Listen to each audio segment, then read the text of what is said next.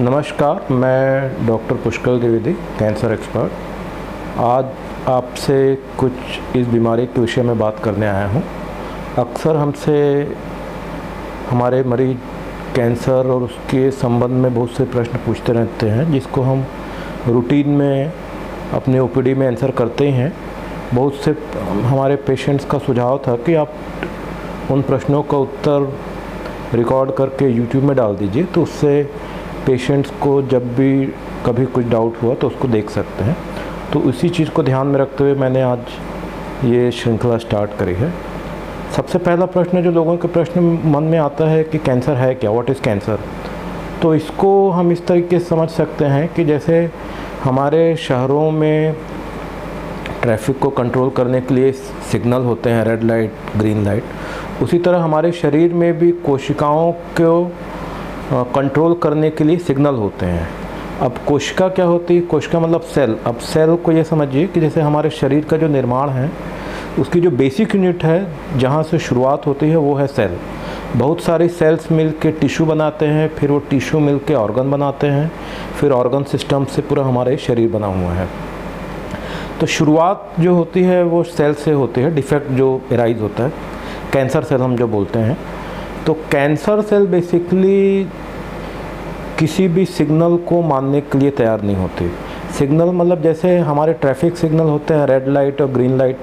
Green light होता है तो हम लोग चलते हैं, रेड लाइट होता है तो हम लोग रुक जाते हैं। वैसे ही शरीर में भी सेल को डिवाइड करने से, कब सेल को डिवाइड होना है, कब रुकना है, कब उसकी डेथ हो जाती है, जिसको हमारी भाषा में एपोप्टोसिस बोलते हैं, उसको कंट्रोल करने के लिए, सेल साइकिल को कंट्रोल करने के लिए एक मैकेनिज़्म है। जब उस मैकेनिज़्म में प्रॉब्लम आता है तो फिर कैंसर का स्टार्ट होता है। तो जो कैंसर सेल्स होती हैं वो उस सिग्नल को मानने से इनकार करती हैं। अब कैंसर सेल की कुछ अपनी अलग कैरेक्टरिस्टिक्स है, जैसे कि वो बहुत ही तेज़ी से डिवाइड होते हैं, रैपिडली डिवाइडिंग होते हैं, उनका जो न्यूक्लियस होता है वो बड़ा होता है। अब उन सब टेक्निकलिटीज़ पे मैं नहीं जानना चाहूँगा, पर जो बेसिक चीज़ है वो ये है कि इसको मैं एक सरल भाषा में हम इस तरीके से समझ सकते हैं। फिर दूसरा प्रश्न आता है कि कैंसर के लक्षण क्या होते हैं। तो लक्षण देखिए ऐसा है कि कैंसर का लक्षण बेसिकली इस बात पर निर्भर करता है कि वो हमारे शरीर के किस अंग में हो रहा है। तो मैं कोशिश करूँगा कि उसको अंग वाइज, ऑर्गन वाइज मैं आपको समझा सकूँ। जैसे कि मुंह के जो कैंसर होते हैं उसमें समान तौर पर मुंह से ब्लड आना, या मुंह में कोई घाव है जो कि लंबे समय से ठीक नहीं हो रहा है। खासकर ऐसे व्यक्ति जो तंबाकू, गुटखा, बीड़ी, सिगरेट, अल्कोहल का सेवन करते हैं, यदि उनके मुंह में कोई घाव है जो कि लंबे समय से ठीक नहीं हो रहा है तो उनको तुरंत सतर्क हो जाना चाहिए, डॉक्टर के पास जाना चाहिए। मुँह खुलने में परेशानी होना, जिसको हमारी भाषा में ट्रिस्मस बोलते हैं, वो भी एक मुंह के कैंसर का लक्षण है। फिर उसके बाद नीचे आ जाइए, वोकल कॉर्ड मतलब लैरिंग्स जिसको बोलते हैं, उसमें जो लक्षण होते हैं वो चेंज इन वॉइस, आवाज़ भर्रा जाएगी या फट जाएगी, आवाज़ में परिवर्तन होना। उसके बाद फिर जो नीचे है वो इसोफेगस या खाने की नली है। खाने की नली के जो कैंसर हैं उसमें आदमी को खाना गिटकने में, खाना खाने में तकलीफ़ होती है। फिर नीचे स्टमक, कोलन, रेक्टम, ये हमारे आहार तंत्र हैं। इसमें समान तौर पर मरीज को उल्टी होगी, वेट लॉस होगा, बाउल हैबिट ऑल्ट्रेशन होगी। बाउल हैबिट ऑल्ट्रेशन का मतलब हमारी जो पेट साफ़ करने की आदत है उसमें या तो कॉन्स्टिपेशन होगा या लूज मोशन होगा, या तो पतला दस्त होने लगेगा या कब्जियत होगी। मतलब या तो हम दिन में 5-7 बार जाना चालू कर देंगे, या 4-5 दिन तक हमारा पेट ही नहीं साफ़ होगा, या स्टूल में ब्लड जाना चालू हो गया, लैट्रिन के साथ ब्लड जा रहा है। ये एक और लक्षण है। उसके बाद फिर लंग, फेफड़े का कैंसर। तो फेफड़े के कैंसर में समान तौर पर सांस लेने में तकलीफ़ होती है मरीज को, खांसी में, कफ में ब्लड आता है। उसके बाद फिर स्तन कैंसर जो कि महिलाओं में ज़्यादा होता है, हालांकि पुरुषों में भी होता है। ये गलतफहमी है कि पुरुषों में नहीं होता। निश्चित तौर पर महिलाओं में स्तन कैंसर की परसेंटेज ज़्यादा है, लेकिन ये पुरुषों में भी होता है। तो स्तन कैंसर मतलब स्तन में कोई भी गांठ है, या स्तन के निपल एरियोला में कोई साइज या शेप में चेंज है।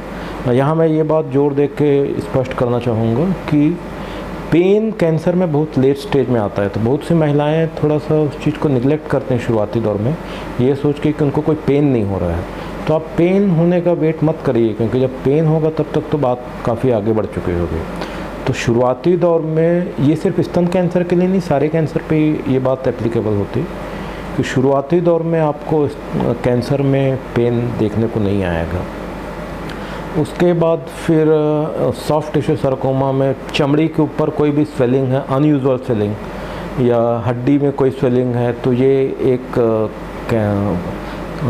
हड्डी का या सॉफ्ट टिश्यू सरकोमा के कैंसर का लक्षण है। फिर आप समझ लीजिए कि महिलाओं में एक सर्विक्स का कैंसर होता है जिसको बच्चेदानी के मुंह का कैंसर बोलते हैं, तो उसमें बच्चेदानी ब्लड जाएगा, या पोस्ट मेनोपॉजल ब्लीडिंग मतलब माहवारी ख़त्म होने के बाद 45 साल 50 साल के बाद फिर से ब्लीडिंग चालू हो गई, तो वो एक लक्षण है। या पोस्ट कॉइटल ब्लीडिंग, संबंध बनाने के बाद ब्लीडिंग हो रही है, ये एक उसका लक्षण होता है। पुरुषों की यदि बात करें तो पुरुषों में प्रोस्टेट कैंसर बहुत कॉमन है। प्रोस्टेट कैंसर समान तौर पर 60 साल या उससे अधिक उम्र के पुरुषों में होने की संभावना रहती है। ज़्यादातर जो मरीज होते हैं हमारे यहाँ बैकएक के साथ प्रेजेंट करते हैं, मतलब कमर की हड्डियों में दर्द होता है, कमर दर्द होता है, और ज़्यादातर वो फिर कमर दर्द की वजह से ऑर्थोपेडिशियन हड्डी के डॉक्टर्स के पास जाते हैं। फिर जब जांच होती है तो पता चलता है कि प्राइमरली वो प्रोस्टेट कैंसर है जो कि हड्डी में फैल गया है, कमर की हड्डी में। पेशाब की आदतों में बदलाव होगा, पेशाब में जलन होगा, पेशाब रुकावट होगी, क्योंकि इस एज में बीपीएच, जिसको हम लोग बेनाइन प्रोस्टेटिक हाइपरट्रोफी बोलते हैं, बीपीएच भी बहुत कॉमन है।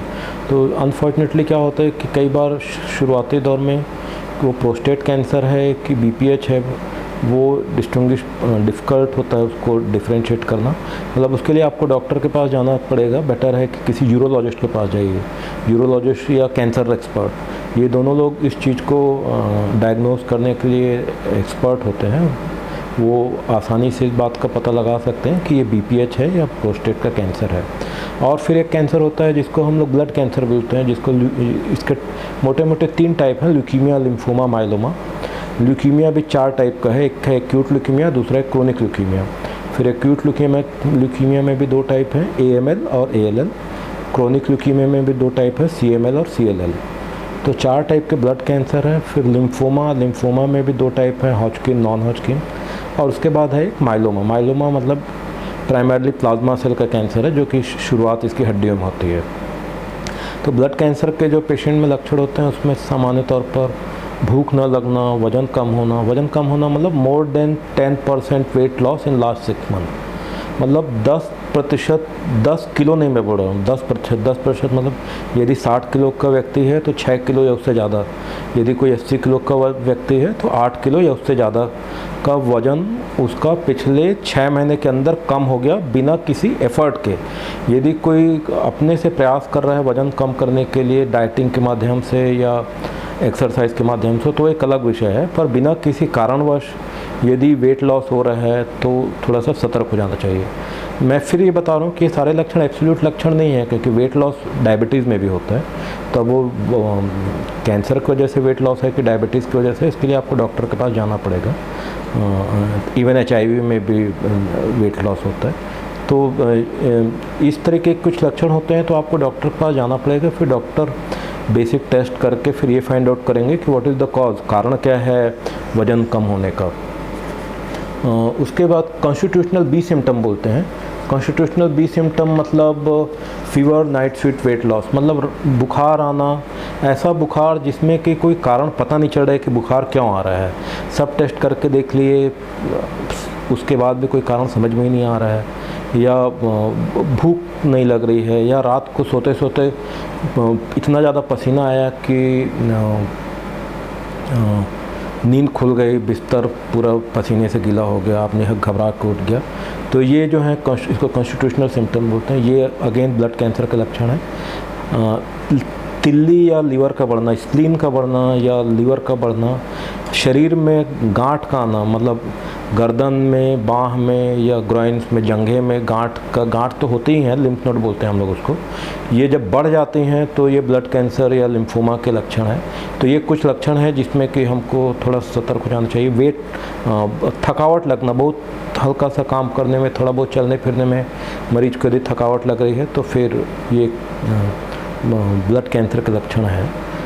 टाइप्स मैंने जैसे पहले बताया, हम मोटा मोटी कैंसर को 2 पार्ट में डिवाइड करते हैं, एक है सॉलिड ट्यूमर, दूसरा है लिक्विड ट्यूमर।